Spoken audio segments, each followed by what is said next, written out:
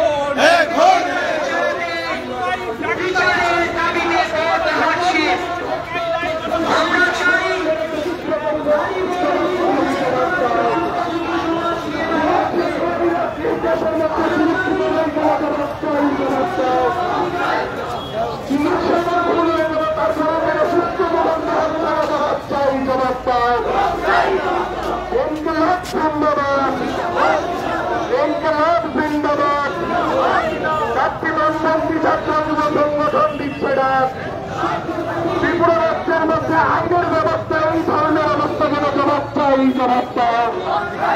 ত্রিপুরা রাজ্যের আইন শৃঙ্খলার ভাবে ভেঙে যাচ্ছে কেন, জবাব চাই, জবাব দাও। বিজেপির দুর্বৃত্তদের হাতে শিক্ষক শিক্ষিকারা কুড়াচ্ছে কেন, জবাব চাই, জবাব দাও। বিজেপির দুর্বৃত্তদের যারা শিক্ষক শিক্ষিকা কুড়াচ্ছে তবে পুলিশ প্রশাসনের কোন ভূমিকা নেই কেন, জবাব চাই, জবাব দাও।